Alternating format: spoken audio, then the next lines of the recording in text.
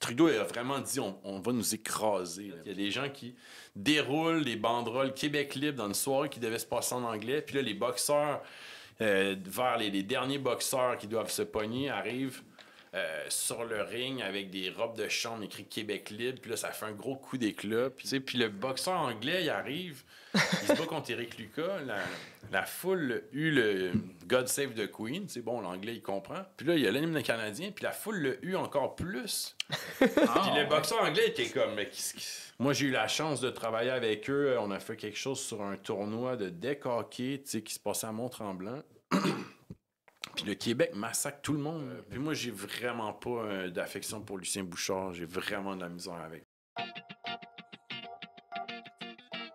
Vous écoutez Génération Oui, le podcast indépendantiste avec Florence, Marc-Antoine et David. Bonjour tout le monde et bienvenue à un nouvel épisode de Génération Oui. J'espère que vous allez bien. Aujourd'hui, j'ai une bonne nouvelle à vous annoncer. On voit vraiment que le camp du Oui s'élargit. En fait, on voit que le nombre d'abonnés de Génération Oui augmente de manière significative dans les dernières semaines, dans les derniers mois. Et ça, c'est signe d'une chose, c'est signe que l'indépendance redevient au cœur des sujets politiques au Québec. Ça retouche le cœur des Québécois, la tête des Québécoises également. Donc, on sent vraiment qu'il y a un momentum qui se bâtit pour l'indépendance. Alors, si ce n'est pas déjà fait et que vous êtes un indépendantiste, abonnez-vous à Génération Oui. Ça va envoyer tout un signal à Ottawa, aux fédéraux, aux fédéralistes au Québec. Donc vraiment, on vous remercie puis on continue d'augmenter les appuis pour l'indépendance du Québec. Également, permettez-moi de remercier la Société Saint-Jean-Baptiste de la Mauricie qui présente cet épisode. La Société Saint-Jean-Baptiste de la Mauricie est implantée depuis 1852. Donc, c'est une organisation qui est régionale en Mauricie. Vous le savez, je suis un gars de la Mauricie, donc c'est une organisation que je connais bien. Ils ont comme mission de valoriser la langue française, de préserver notre patrimoine national, de promouvoir également l'indépendance du Québec. Parmi leurs activités, ils font des visionnements publics de films, de documentaires. Ils font des conférences culturelles et des spectacles engagés, dont la Veillée des Patriotes en Mauricie. Ils font l'impression de gilets d'héros locaux. Ils font également un soutien important aux ligues d'improvisation théâtrale en Mauricie. Donc, on les remercie. Ils ont un groupe Facebook, si vous voulez vous impliquer, Mauricie et Centre du Québec, pour l'indépendance du Québec. Donc, vous allez retrouver toutes les informations dans la description. Vous allez même retrouver un texte plus complet. Donc, on les remercie. Si vous voulez vous impliquer, on vous engage. On vous invite, on vous incite à vous impliquer localement dans vos sociétés Saint-Jean-Baptiste, partout à travers le Québec. C'est vraiment une belle façon de s'impliquer pour l'indépendance du Québec et pour la langue française. Et finalement, permettez-moi de remercier la boutique 50% plus 1. On voit qu'il y a de plus en plus de gens qui achètent des produits. Donc, ça vaut vraiment la peine d'aller faire un petit tour sur la boutique. Puis vous avez un code promo Génération Oui tout en majuscule pour obtenir 10% de rabais. Sur ce, je vous souhaite un bon épisode. Alors, on est avec Jules Falardeau. Merci beaucoup d'avoir accepté notre invitation. Ça fait plaisir. Pour celles et ceux qui ne te connaissent pas, voudrais-tu te présenter? Je suis cinéaste, auteur, parfois conférencier, parfois je travaille aussi dans les médias depuis petit peu plus qu'un an avec Urbania, donc je fais un peu du documentaire, mais sous une forme plus web, sous une forme où on est plus habitué, notre génération, les plus jeunes, des formats un peu plus courts, ça peut varier entre 3 à 20 minutes. C'est ça ressemblerait à ça. Ouais. On va parler d'indépendance, on va parler de sport. Tu sors justement un livre que j'ai ici, très intéressant. Puis tu parlais d'Urbania, tu as travaillé aussi avec Tabloïd. Ouais. Tu as fait plusieurs documentaires avec Tabloïd. C'est d'où vient ta passion pour les documentaires, justement? Écoute, j'ai l'impression que ça s'est peut-être développé avec le temps, où c'était pas nécessairement... à la base, quand j'ai connu Reggie Chartrand, c'était vraiment un personnage important dans mon cheminement et d'indépendantiste. Pas que je ne l'étais pas avant, là, mais j'ai lu son livre. J'avais à peu près... Son livre édité chez Parti pris qui s'appelle La dernière bataille. J'avais à peu près 20 ans, puis j'étais comme... Voyons qu'on m'a jamais raconté cette histoire-là, ni à l'école, nulle part. Puis c'était un personnage qui était comme oublié... Puis moi, je voulais faire un documentaire là-dessus, en fait. Je me demandais comment ça se fait qu'il n'y en avait jamais eu, tu sais. Puis pour les gens qui ne connaissent pas Reggie Chartrand, en fait, c'est un ancien boxeur qui est de franco-ontarien, qui est venu ici pour se battre au Québec, à Montréal, pour boxer. Puis finalement, comme il dit, il s'est fait pogner par l'indépendance du Québec, puis il est devenu un militant de la rue, si on veut. Il n'y avait pas vraiment de manif à cette époque-là. Ça n'existait comme pas, ce concept-là. Puis lui a fondé les Chevaliers de l'Indépendance pour avoir une espèce de force de bras, d'autodéfense, puis concevoir des manifestations comme ça. Fait que lire le livre de Reggie, le connaître, ça m'a donné le goût de faire un documentaire. Puis je me suis lancé sans trop savoir ce que je faisais. Tu sais, j'étais allé par instinct, puis... à partir de là, c'est un médium qui m'a toujours interpellé. Tu sais, c'est ça, on a la tradition au Québec de l'ONF. On était à l'école française de l'ONF. C'était comme les meilleurs au monde, là. Ils ont révolutionné la façon de faire du documentaire. Les Perrault, Michel Brault, Gilles Groux, etc. Fait que, tu sais, on revient souvent à ça. Moi, on revient souvent aux sources. En tout cas, moi, personnellement, je redécouvre des films. Tu sais, je me rappelle, quelqu'un m'a parlé du Discours de l'armoire, je pense que ça s'appelle. C'est un film. C'est juste un gars qui fait une armoire canadienne, française, traditionnelle, puis il t'en parle, mais il la fait, puis ça dure, je sais pas, 40 minutes, puis il n'y avait pas de format, nécessairement, il faut que ça fasse temps pour la télé, 50 minutes ou 1 heure. Puis, tu regardes ça, il y a un autre César et son canot d'écorce, c'est un autochtone, il fabrique un canot d'écorce, puis c'est tout. Puis il dit pas un mot de tout le film, il fait juste ça. Puis moi, c'est En fait, je pense que c'est une façon d'immortaliser quelque chose puis qui reste dans l'histoire après. Cette fabrication de canaux-là, c'est un savoir-faire que si personne le fait, ça se transmet pas, mettons, ça disparaît. Fait que moi, c'est ça qui m'interpelle beaucoup là-dedans. Même chose pour le trappeur que tu as fait avec le tabloïd. Ouais, mais là, en plus, c'est un personnage coloré. Puis c'est un monde qu'on est comme pas... À moins d'avoir des trappeurs dans ta famille, on n'est pas confronté souvent à ce savoir-faire-là. Puis, mais en plus, il est drôle. Puis il a comme pris goût au spectacle. Là, on a fait 2, en fait. Là. Ouais, c'est ça. Puis, non, c'est un médium que je suis, mais que je trouve, en fait, qui est très... Il n'y a pas beaucoup de débouchés. En fait, le documentaire est comme principalement... La télévision donne une portée au documentaire, mais c'est un style formaté avec... Moi, je l'ai dénoncé souvent, on impose des vedettes comme si le public n'allait pas embarquer dans un sujet s'il n'y avait pas telle figure connue qu'on voit déjà dans tous les talk shows qui portent le sujet. Puis je trouve pas que c'est ça du documentaire. Puis le documentaire d'auteur, comme... tu sais, mettons... comme Journal de Bolivie ou d'autres, à part les festivals, puis tu sais, en salle, ça a une durée de vie qui est quand même assez mince, fait que ça se fait de moins en moins, puis il faut que les gens soient vraiment passionnés pour le porter, parce que c'est un long processus, tu sais. Ouais. On va revenir à tout ça, mais on va commencer par parler un peu d'indépendance. Toi, t'es devenu indépendantiste comment, quand? Je pense que moi, c'est ça, j'ai baigné là-dedans. Un peu, ouais. Je pense pas que je suis devenu je pense que j'ai dû faire mes premières manifestations indépendantistes. J'avais peut-être 4 ans. Là. Je me rappelle, mon père, il faisait des manifs devant Radio-Canada avec des banderoles. Rien n'est plus précieux que la liberté et l'indépendance sur un drapeau des patriotes qui s'était fait.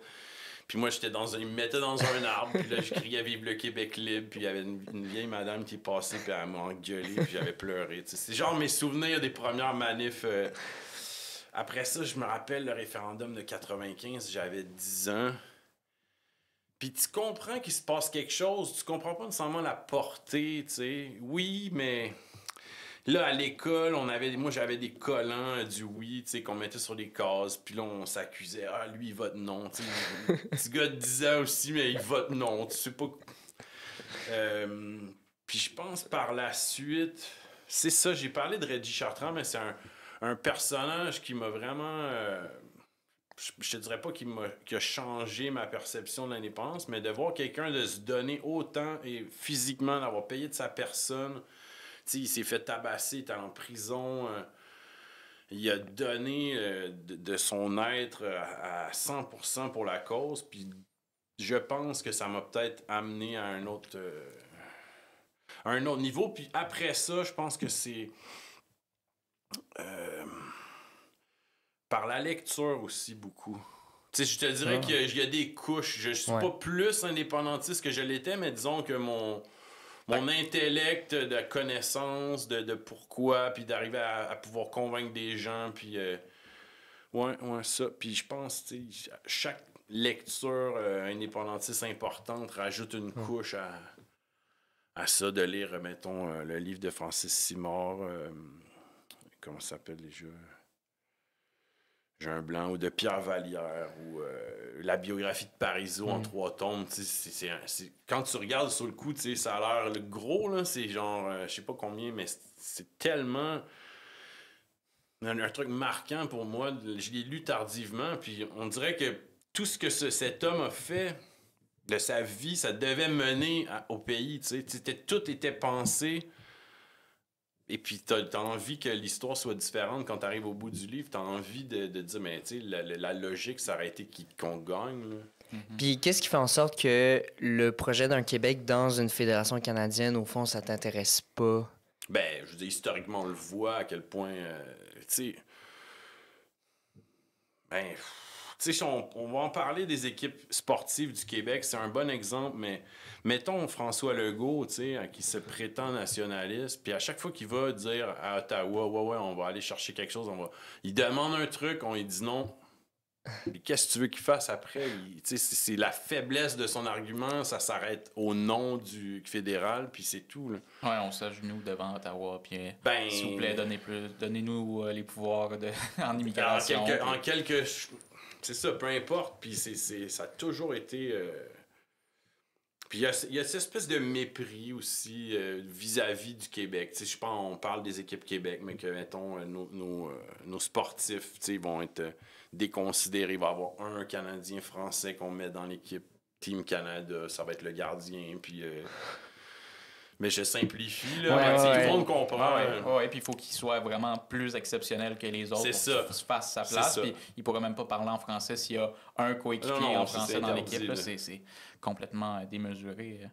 Mais je me suis peut-être éloigné de la question, en fait. C'était quoi exactement? Ben, c'est pour... Qu'est-ce qui fait en sorte que vraiment l'exemple, puis que ça t'intéresse surtout pas, en fait, de ce projet-là, d'avoir un Québec dans la Fédération canadienne plutôt que libre?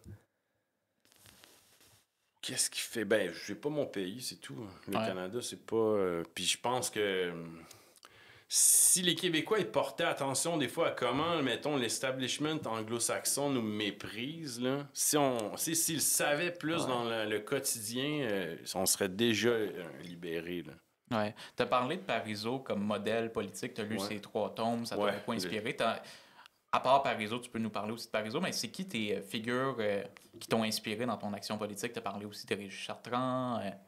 Est-ce qu'il y en a d'autres? Ben, c'est sûr, mon père en est un aussi. Je veux dire, tu grandis avec cette figure-là, évidemment. Ben, tu sais, je veux dire, j'ai connu Francis Simard, j'ai connu Régis Chartrand, j'ai fait un livre sur la crise d'octobre aussi. J'ai eu la chance de rencontrer André Ferretti, une dame exceptionnelle, là.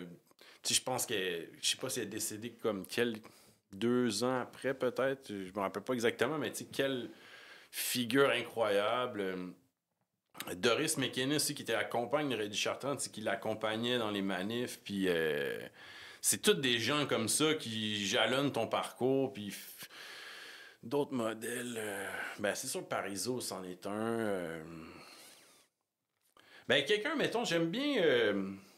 Quelqu'un qui j'ai eu la chance de travailler, qui est un ami aussi, puis j'aime beaucoup son processus, c'est Alexandre Béliard avec Légende d'un peuple. Puis tu sais, ça part de quelque chose, de nous raconter notre histoire, l'histoire des francophones, tu sais, pas juste au Québec, mais de l'Amérique en français, en chanson. C'était quelle tâche il s'est donné incroyable, puis ça rayonne partout en Amérique. Il va en Haïti chanter nos personnages, il va chanter Pax Plante au Mexique, il va... c'est du monde comme ça, des fois, que j'ai croisé, puis on a la chance de travailler ensemble, puis on a la chance de devenir des amis, puis j'aime beaucoup son travail. Il y en a plein, là. Ouais. Mais c'est intéressant parce que dans tous les noms que tu nommes, à part Parizeau, c'est tous des indépendantistes qui ont fait de l'action politique en dehors des partis politiques traditionnels, tu sais. Puis si ça montre qu'il y a de la place aussi en dehors des partis politiques pour parler de l'indépendance, c'est quelque chose que toi aussi tu fais beaucoup. Mais moi, j'aime pas beaucoup la ligne de parti puis le cadre institutionnel. Tu sais, je trouve que c'est sans doute une chose normale qu'il y en ait, mais que c'est peut-être un peu encombrant aussi. Tu sais, Parizeau, c'est un géant, là. C'est un pilier. Il y a René Lévesque qui est aussi un autre, mais à travers, moi, j'aime beaucoup... par exemple, je donne un exemple, avec Journal de Bolivie, en fait, c'est un film que j'ai fait, qu'on a tourné en 2017, qui est sorti 2020, puis ce que j'essayais de faire, en fait, c'est de montrer aux Québécois, pas juste aux Québécois, mais entre autres, que le militantisme politique, ça veut pas nécessairement dire de militer pour un parti. Fait que là, on a des jeunes qui, quand ils étaient dans la vingtaine, ils faisaient la route du Tché à pied dans les montagnes pour comprendre un peu le sacrifice que ces gens-là... Parce qu'il y avait le Tché et d'autres Boliviens, d'autres guerrieros boliviens. Eux, ils voulaient comprendre le sacrifice de ces gens-là. Fait que au lieu de dire on va juste le lire dans des livres puis regarder des documentaires, se faire des conférences, ils disent on va aller partir pendant tant de semaines, marcher en montagne, suivre leur parcours. Puis ça va nous fortifier comme collectif, comme groupe militant, puis ça va nous permettre, on va faire des échanges le soir quand on a fini de marcher. Puis je voulais montrer qu'il existe une forme de militantisme qui n'est pas nécessairement associé aux partis politiques. Puis ce qui est drôle, c'est qu'en lisant la biographie de Lionel Groulx avait le même projet, si on peut dire. Lui, il voulait faire une route sur les traces de Dollard des Ormeaux pour aider la jeunesse à fortifier le sentiment d'appartenance nationale. Tu sais, fait que c'est un concept qui est vraiment... universel, je pense. Là. Ah ouais, je savais pas ça. Puis il y a aussi un autre groupe, on a parlé des partis politiques, mais il y a aussi les artistes. Moi, j'aimerais t'entendre là-dessus. C'est quoi la place que doivent avoir les artistes au sein du mouvement indépendantiste, qui sont parfois apolitiques aussi? Historiquement, on a toujours pu compter sur des artistes pour mettre l'épaule à la roue. Et je pense peut-être que à travers les années, c'est quelque chose qui s'est peut-être un peu dilué, je pense. Et c'est pas... je pense que chez Lockups, par exemple, il raconte quelque chose dans le livre de Robin Philpot, je pense sur le référendum volé, qu'à un moment donné, elle est bien fière de dire que la cause indépendantiste avait comme le monopole des artistes, mais elle dit depuis, on a tout repensé les formes de financement, puis eux, ils vont suivre l'argent. Donc, tu sais, on va se les... Puis la Fête du Canada, par exemple, c'est un bon exemple de ça, tu sais. C'est de prendre un artiste québécois que...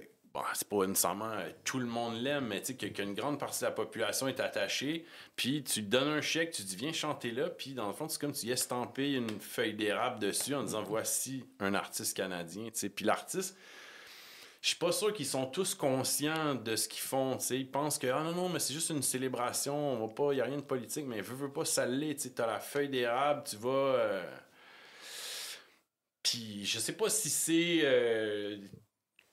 Le nombre d'artistes qu'il y a pour le nombre de subventions qui fait que les gens essayent de marcher un peu plus dans le rang pour essayer de gagner leur vie, tu sais, puis ça fait que il y en existe encore, mais c'est aussi être un artiste indépendantiste qui veut parler de choses indépendantistes à travers le système de financement qui vient du Québec et du Canada, mais du Québec, je veux dire, c'est pas nécessairement parce que ça vient du Québec que c'est plus facile, au contraire, ça va être des fonctionnaires qui vont avoir peur d'avoir donné du financement à quelque chose qui va polariser.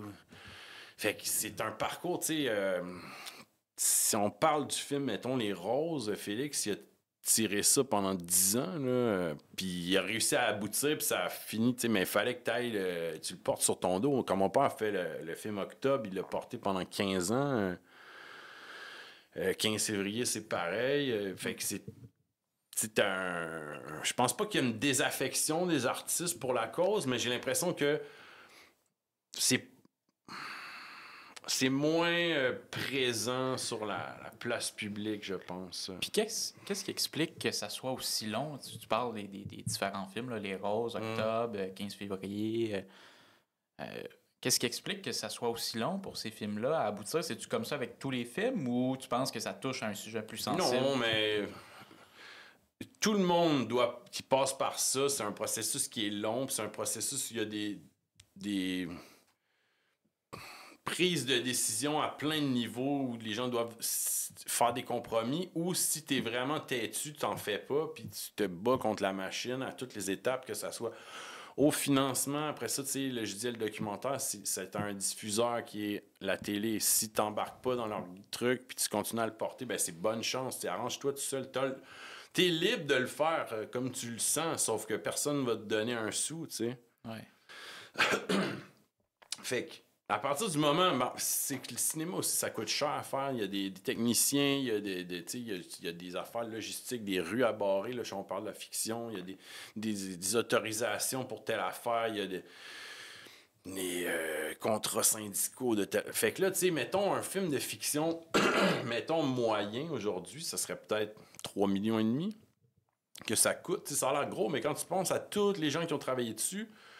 Fait que là, si t'as pas d'argent à la base, que tu veux faire un film sur telle idée politique, puis qu'on te dit non au fédéral, qu'on te dit non au provincial, ben on dit ouais, mais tu peux le faire par toi-même. Et même par toi-même, il va y avoir des obstacles aussi qui sont pas juste financiers. Puis en docu, ben là, c'est la question, mettons des archives. Si tu veux faire un docu historique ou sur un sujet politique ou historique, ben là, les archives, tu peux bien faire ce que tu veux.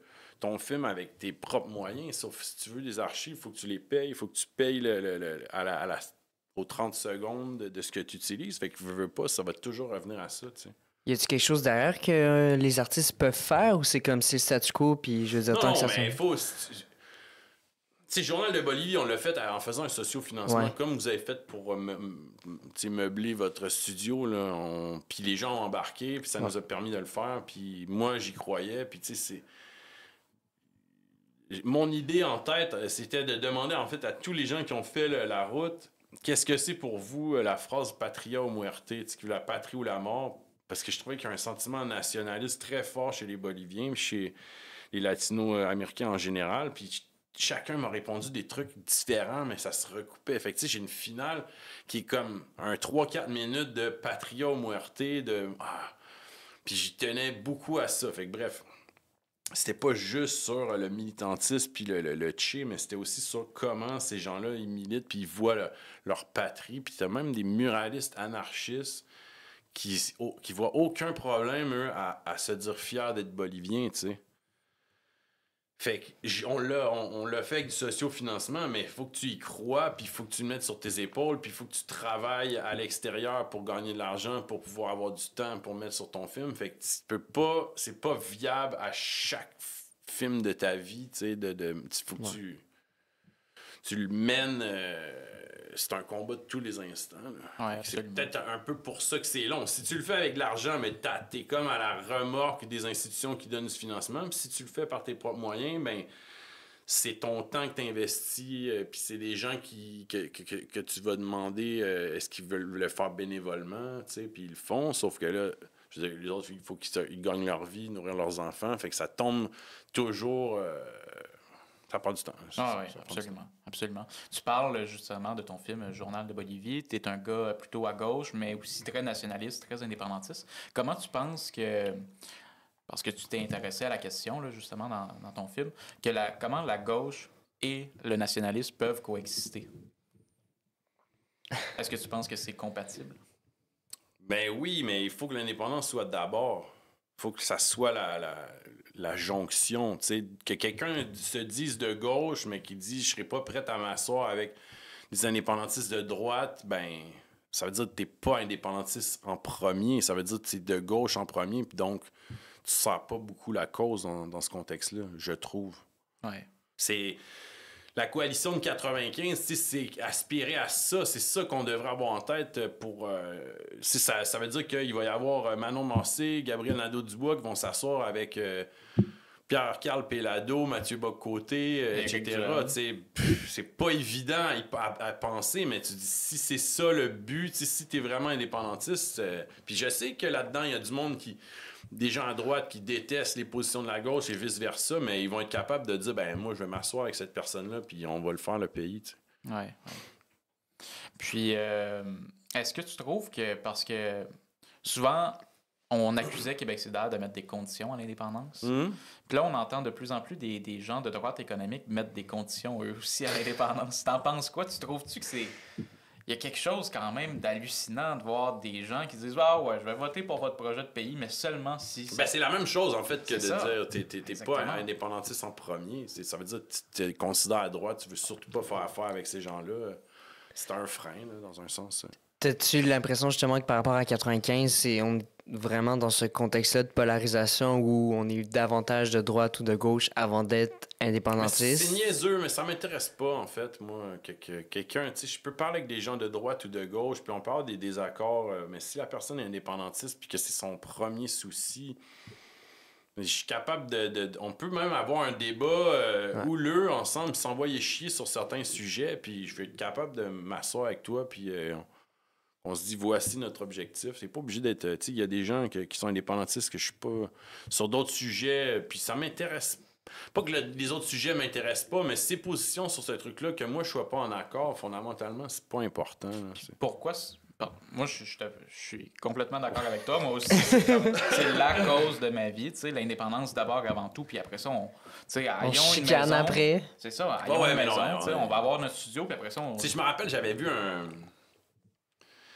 une entrevue croisée où c'était Mathieu Bock-Côté et Judith Lucier qui débattaient que tout oppose fondamentalement, puis ils arrivent à la fin du truc, puis ils sont capables de se dire, ben je pense que oui, on serait capable de s'asseoir ensemble, puis si t'es capable de mener ces deux personnes-là à se joindre au combat indépendantiste, c'est ça l'objectif, je pense. Oui, mais comment qu'on fait justement, parce que moi, je suis un indépendantiste d'abord avant tout, je suis plutôt de centre-gauche. Ces questions-là sont importantes pour moi, mais jamais autant que l'indépendance. Ouais, mais comment qu'on replace ça au cœur du débat?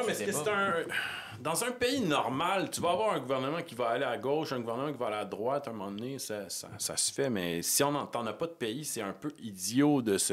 D'un exemple, ou deux exemples même, qui sont pas nécessairement applicables, là, c'est juste pour comprendre que...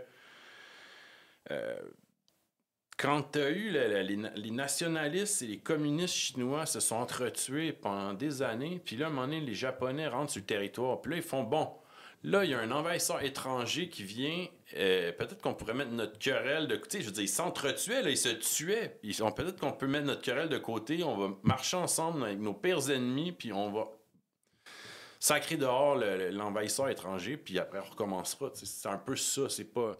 un contexte de guerre civile comme dans la Chine et dans mais c'est un peu le... Puis c'est la même chose quand il y a eu la révolution en Iran. Tu sais, t'as les forces de gauche puis les forces islamistes qui se sont liées ensemble puis sacré dehors le chat qui était à la solde des Américains. Puis après ça, ben les forces de gauche se sont...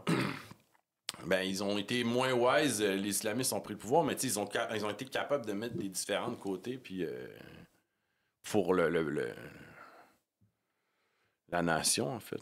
Les sondages nous montrent qu'on s'en va probablement vers un gouvernement indépendantiste en 2026. Si c'est le cas, il va y avoir un référendum dans un premier mandat. Est-ce que tu penses que Québec solidaire va accepter de travailler avec le Parti québécois? Ben, si c'est pas le cas, ça nous mène ça nous mène nulle part, en fait. Je peux pas prédire ce qui va arriver de ce que l'un ou l'autre va penser. Il y a déjà eu des tentatives malheureuses.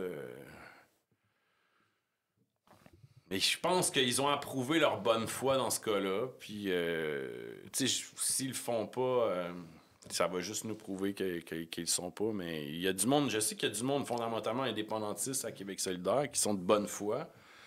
Puis il y a du monde qui le sont pas. Puis ils doivent lutter à l'intérieur de leur propre parti pour essayer. Est-ce qu'ils vont être capables de... Tu sais, est-ce que Françoise David se serait assis à côté de Pierre-Carl Péladeau pour Ouais, elle avait déclaré à l'époque, effectivement, quand Qu'elle ferait pas. Ouais. Quand PKP s'est lancé en politique, je pense que tu en avais parlé, je pense, au Fils de la Liberté. Ouais. J'ai écouté ça dans les derniers jours. Puis, c'est ça, elle avait déclaré qu'elle ne s'assoirait pas à côté de PKP à l'Assemblée nationale. Ouais. Mais dans le cadre d'un référendum... Il aurait fallu, en fait, c'est ça le... C'est ça. Puis le référendum, tu sais, je veux dire... je pense... Est-ce que c'est la seule méthode? Tu sais, on revient toujours à ça, mais quand on revient en 95, tu sais, à partir du moment où il y a un référendum, le Canada anglais, le Canada va nous saboter, tu sais. On pense qu'on se fait une consultation populaire démocratique, puis que on va aller mettre notre bulletin dans l'urne, puis que... Mais tu sais, les trucs nous ont prouvé que ils n'ont pas joué selon les règles, puis personne n'était là pour les faire respecter. Ils disent ouais, on a un budget alloué chacun, nous, on va créer une entité, puis on va dépenser de l'argent, on va faire venir du monde, on va faire un love-in, on va faire voter des gens hors Québec, Et toutes ces magouilles-là, tu sais, on aurait pu... tu le sais que tu t'es fait voler, je veux dire, le monde descend dans les rues, puis c'est qu'il y a une forme de révolte, mais si tu l'apprends 1 an, 2 ans, 10 ans plus tard... Ben, c'est fou, ça, parce qu'on va en parler justement de est-ce que le référendum, c'est la meilleure façon d'arriver à l'indépendance. En 95, quand on a fait le référendum, puis là, tu parles du love-in, ils ont respecté les règles du Québec parce qu'ils ont dépensé à l'extérieur du Québec. C'est-à-dire qu'ils ont loué les autobus. Fait que ce coût-là, ils vont pouvoir nous le refaire au prochain référendum. Ouais, mais en même temps... C'est un coût qu'ils vont pouvoir nous refaire. Il n'y a pas de limite à ce qu'ils peuvent faire, en fait. Parce que pour eux, c'est un pays du G7, puis eux autres, ils se disent, bon... On est en guerre contre un ennemi de l'intérieur qui veut fractionner notre pays. Donc, toutes les mesures, il n'y a rien qui est interdit pour nous. Ils nous l'ont prouvé. T'sais, ils jouent le jeu de la démocratie jusqu'à temps que ça les arrange plus. Et là, qu'est-ce qu'on fait? On invoque la loi des mesures de guerre, on fait des coups bas, on fait toutes les magouilles, le vol de la liste des membres du Parti québécois. Il y en a eu plein. Là. C'est toujours, sous un vernis démocratique, on respecte votre consultation populaire, mais qu'est-ce que vous allez faire si on décide de... Ah oui, le fédéral veut écraser le mouvement indépendant. J'invite les gens à la maison à écouter La guerre secrète contre l'indépendance. C'est un documentaire incontournable sur YouTube. Fait que faut pas être naïf en pensant que c'est peut-être... Est-ce que le référendum, c'est la seule ou c'est la meilleure manière? Je sais pas, mais est-ce que... On peut pas aller vers ça en se disant que ils vont, tu sais, la loi, le truc de Stéphane Dion. Là, la loi de la clarté. Ben oui, tu sais, c'est ambigu en maudit là comme. C'est quoi une majorité? C'est ça une majorité claire? Ouais, une majorité claire, effectivement. 60, non, pas assez. On doit s'attendre en fait à. Puis même, justement, je dis, ils jouent la démocratie quand ça les arrange, mais tu sais. Au niveau, qu'est-ce qui les empêcherait de faire de propager des fake news à travers leurs médias, tu sais, des médias canadiens anglais qui reprennent tes trucs? Je me rappelle, c'était... Je pense que c'était... Je ne veux pas dire de bêtises sur le moment, là, je me rappelle pas exactement, mais quelque chose qui m'avait marqué, c'était, je pense, à l'élection de Pauline Marois ou l'autre l'élection de Philippe Couillard, il y avait un truc qui a été sorti dans CTV, comme une espèce de false flag que quelqu'un aurait fait des graffitis xénophobes, mais tu dis... Si tu analysais un peu le graffiti, tu dis, on dirait clairement un Canadien anglais, tu sais, qui a été écrit quelque chose sur un mur pour que ça soit repris par les... Comme, tu dis, ouais, je vais faire un graffiti là, venez voir, puis là, ils prennent une photo, puis là, c'était comme de dire, les gens sont pas bienvenus, PQ, tu sais, qui est dehors, les immigrants, quelque chose de même... Qu'est-ce qui va les empêcher de faire ça en 95 à les journées qui sont... puis ça se propage dans les médias sociaux. Puis finalement, on sait on apprend que c'est faux 2 jours après que les gens ont voté ou ce genre d'affaires-là, tu sais. Je veux dire, ça a déjà un peu recommencé. Je pense qu'il y a un ancien collaborateur de Justin Trudeau qui a comme sorti une grosse chronique dans les médias anglophones pour justement un peu c'est le Kool-Aid d'indépendance du Québec, le Financial Post, Montréal Gazette. Il y a déjà je veux dire, il y a beaucoup de chroniques qui sont déjà sorties. Ils ne prennent pas encore au sérieux. À ce moment-là, il n'y a pas d'indépendantiste au pouvoir. À partir du moment où ce sera le cas, ils vont monter à l'autre niveau. Tu sais, là, en ce moment, ils sont en mode... On va envoyer des petits éditoriaux de Michel COG, de Chantal Hébert. C'est assez soft, là. C'est pas les gros canons, là, mais... Ah ouais. Mais c'est fou l'histoire des graffitis. Je me souviens. Non, pas mais de ça. je me rappelle... C'est un fait divers un peu anodin, là. Mais dans le ça sens reste que ça peut avoir un impact. Puis c'est un peu la version moderne qu'ils ont essayé de faire du coup de la Brinks. Ben, je dis pas qu'ils ont essayé de faire ça, mais je dis juste que c'est une affaire montée en épingle qui passe dans CTV, puis de dire « Ah, regardez! » Tu sais, ça se fait ailleurs dans le monde, à d'autres échelles. Tu sais, je parle de la Bolivie, puisque je connais bien, puis j'ai beaucoup suivi, mais quand il y a eu un coup d'État où, en fait, ils ont laissé croire aux gens que le résultat des élections était... il y avait eu des malversations. Fait que là, les gens étaient vraiment maudits, sont descendus dans les rues, il y a eu des émeutes, puis finalement, c'était l'Organisation des États américains. Tout le monde a magouillé un peu. Il y avait des genres de bots dans les réseaux sociaux, Twitter, qui lâchaient des affaires comme ça, puis finalement, c'était pas vrai. Là. Ben, on est constamment manipulé. Ben, c'est ça. Fait que qu'est-ce qui les empêcherait de faire ça dans un contexte de référendum? Tu sais, c'est un pays du G7 qui s'en vient à se briser. Pour moi, ils iront pas doucement. Là. Est-ce qu'on doit jouer la même game qu'eux? Ben, est-ce qu'on a les moyens? T'sais, on n'a pas... on peut en être conscient, mais on n'a pas le même attirail. Je vous dis, ils disposent quand même des services secrets, ils disposent de la GRC, ils disposent de la loi sur les mesures de guerre. Est-ce qu'on peut jouer la même game qu'eux? Est-ce qu'on aurait pu... Je pense pas que personne l'a vu venir, ce coup-là, mais est-ce qu'on aurait pu le prévenir? Mm-hmm. Puis qu'est-ce qu'on fait si... Tu sais, on le sait que le référendum, ils vont nous faire encore des coups comme ça. C'est pas une assemblée constituante qui va changer les choses pour ce genre de... Ben, je sais pas, mais ça vaut la peine de se poser la question. Puis je sais qu'il y en a des gens qui réfléchissent à d'autres formes qui sont pas nécessairement, je sais pas, une déclaration unilatérale ou... Ouais. C'est pas... je suis pas un constitutionnaliste non plus ou un spécialiste de ces questions-là. Là. Moi, j'aimerais revenir peut-être sur une question que tu pourrais peut-être plus répondre. Ouais. C'est sur le cinéma. Ouais. Tu sais, il y a une réactualisation un peu du mouvement indépendantiste. On le voit, on parle beaucoup plus de l'indépendance du Québec. Qu'est-ce que tu penses que devrait être un peu comme la question que j'avais posée tout à l'heure, la place du cinéma, justement, dans cette un peu réémergence du mouvement indépendantiste? Est-ce que tu as l'impression qu'il devrait plus y avoir justement de films, de messages véhiculés à l'intérieur? Ouais. Évidemment. Mais je pense pas que ça va se faire nécessairement de cette manière-là. T'sais. Les Félix Rose et compagnie, on est... Il y en a plusieurs cinéastes qui sont indépendantistes, mais est-ce qu'ils vont arrêter de travailler pour leurs convictions ou ils se contenteraient de voter oui, puis c'est tout? Je pense pas qu'on va voir une émergence de gros films de fiction sur des sujets qui vont raviver la fibre nationale. Là, pourquoi ils feront pas un biopic sur Lionel Groulx? Bonne chance, là. Mais c'est vrai que c'est important, le cinéma. Non, mais le cinéma, mais je veux dire, en même temps, toute chose qui nous fait exister, qui nous rappelle notre histoire, qui nous...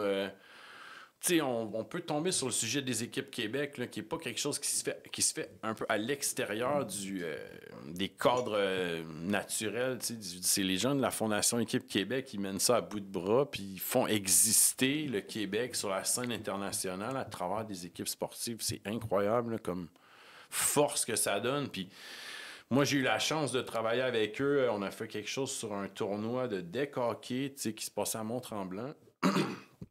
Puis le Québec massacre tout le monde. Là. Le Québec est champion dans catégorie femmes, hommes, seniors. Ils battent tout le monde. Le Canada il perd, la République tchèque perd, tout le monde se fait battre. Puis ce qui est incroyable, c'est que le Québec est tellement fort qu'il y a même 2 équipes Québec dans certaines catégories. Puis c'est eux qui se retrouvent en finale, les deux. Fait, c'est pour les joueurs et pour leurs familles et pour les fans, c'est quelque chose. Tu vas pas nécessairement là comme un indépendantiste inconditionnel, mais il se passe quelque chose dans ta fierté. Tu représentes le Québec, puis tu gagnes contre d'autres nations. Tu es d'égal à égal avec ces nations-là aussi. Ça joue. Puis pourquoi est-ce qu'on pourrait pas avoir une équipe de hockey sur glace du Québec ou une équipe de soccer? Le soccer, c'est un sport ultra populaire au Québec, je verrais, moi, une équipe Québec au soccer avec des fils de Congolais ou de Sénégalais ou de Mexicains qui portent la fleur de lys, puis qui... imagine la même chose que le hockey sur glace, là, Québec contre Canada, un match amical à la FIFA. Mais là, bon, il faut que tu aies des organismes internationaux qui reconnaissent, mais je veux dire, la FIFA reconnaît l'Écosse, reconnaît le Pays de Galles comme équipe. Puis tranquillement, ce que la Fondation Équipe Québec arrive à faire, c'est à faire reconnaître la nation québécoise dans certains sports. Fait que c'est pas tous les sports qui nous laissent, mais tranquillement, tu sais, la Fédération de deck hockey nous reconnaît. Puis la Fédération d'escrime, mettons, nous reconnaît. Puis la Fédération de... Finalement, je veux dire, à l'international, tout le monde pourrait nous reconnaître, mais il y en a juste un qui nous reconnaît pas, c'est le Canada. Mais c'est quelque chose, sur notre mentalité, que le Québec existe à travers notre esprit, puis l'esprit de gens qui sont pas nécessairement politisés aussi, ça apporte beaucoup, je pense. Fait que je me suis éloigné un peu du cinéma. Je pense pas que on va voir une résurgence mais je pense qu'il existe encore des gens passionnés par la cause puis qui vont mettre l'épaule à la roue comme ils peuvent. Mais ce que moi je sens au niveau, ça n'a pas rapport avec les arts, mais au niveau indépendance, il y a un bouillonnement quelconque qui émerge de je sais pas où, mais chez les jeunes, il s'est passé quelque chose aussi. Ouais. C'est tout grâce à nous. Ben, c'est ça. J'ai pas du tout la Non, mais tu sais, moi, je veux dire, je donne des conférences dans les cégeps et tout. Et je n'ai pas senti un moment de bascule où est-ce que... Veux pas, c'est sûr que t'as 17 ans, t'as 18 ans, puis tu vois le film Les Roses, mettons. Oh, OK, tu viens de... C'est un bon pied dans le... Là, après ça, tu commences à lire. Là, après ça, tu commences à... C'est sûr que c'est important. C'est ça, effectivement, que ce soit des films, comme tu le mentionnes, que ce soit Équipe Québec, de jouer avec la fleur de lys plutôt que l'unifolié, c'est fédérateur, c'est rassembleur, ça te donne un sentiment de fierté. Quand on écoute un film, on voit comme à quel point des fois on s'est fait avoir dans notre histoire. Ouais. Mais puis c'est surtout que, tu sais, des fois, les jeunes, mettons que des fois, ils ont même pas conscience du cinéma québécois. Tu sais, ils sont Netflix, puis c'est ce qui existe pas en dehors de Netflix. OK. Puis là, paf, tu tombes sur Les Roses ou un film comme ça. Wow. OK, il existe quelque chose. Puis là, tu sais, il y a du monde, tac, qui tombe dans les films de l'ONF, puis il tombe sur du Pierre Perrault, puis il tombe sur... OK, ben oui, c'est ça. Et en plus, c'est des trucs qui restent, là, le cinéma. Tu sais, les gens ont une façon de le consommer aujourd'hui qui est bien gros... ils le consomment, ça disparaît, mais ça se retrouve que si tu veux, il existe encore à quelque part, tu peux le trouver. Là. Ah oui. Puis parlant... Je vais me resservir un petit peu. Oui, vas-y. Oui. On parlait justement d'équipe Québec. Ils sont, je sais pas si tu as suivi ça, là, ils sont rendus aux Jeux Olympiques scolaires au Bahreïn. C'est quand même phénoménal de voir comme les jeunes athlètes du Québec avec le fleur de lys rentrer, puis comme tous les autres pays dans le monde, puis on existe enfin, tu sais. Fait que c'est vrai que c'est phénoménal. Puis le documentaire que tu parlais, j'invite les gens à aller le voir. C'est disponible sur YouTube. Je l'ai écouté sur le deck hockey. C'est très bien réalisé. Là. On voit comme tout le momentum qui se crée jusqu'à la finale. Puis qu'effectivement... Ben, je veux pas. C'est des moments d'émotion. Tu sais, le sport, c'est aussi de l'émotion. Comme spectateur, t'es inquiet, tu vis quelque chose. Puis, tac, les gars, ils gagnent ensemble. Là, ils sortent le drapeau du Québec. Ça s'adresse en fait à l'émotion là, plus qu'à la raison, mais veux pas, tu l'as vécu. Puis l'équipe Québec, ils se font donner des chandails promotionnels qui portent sur le site du tournoi toute la fin de semaine, qui sont pas leurs chandails de jeu, mais qui sont des chandails qui se font donner qu'une fleur de lys. Fait qu'eux autres, c'est beau à voir. Là. Puis ça crée des amitiés, tu sais, entre les différents pays, puis ça permet justement de parler du Québec, tu sais. On l'a vu dans ton documentaire, tu sais, il y a beaucoup de Français qui interviennent puis ils disent, ben oui, tu sais, le Québec, ils sont super sympathiques, ils sont redoutables, mais ils sont sympathiques, puis tu sais, c'est le fun à voir, vraiment. Veux-tu nous parler un peu de sport, de boxe? Veux-tu nous parler des Chevaliers de l'Indépendance? Ouais. C'est quoi les Chevaliers de l'Indépendance? Ben, je l'ai mentionné un peu tantôt. Le Chevalier de l'Indépendance, c'est un groupe qui devait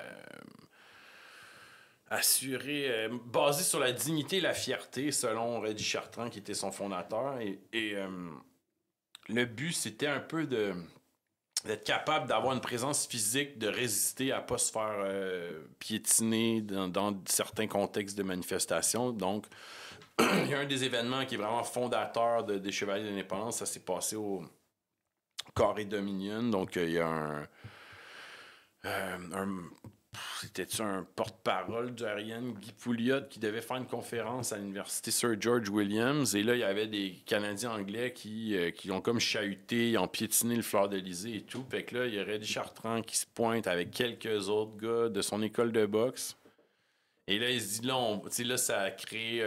il y a eu une bagarre. Et c'est les Canadiens anglais. Bon, tu as des anciens boxeurs là-dedans, dans les Chevaliers de l'Indépendance. Les Canadiens anglais, il y avait des joueurs de football, mais ils se retrouvent...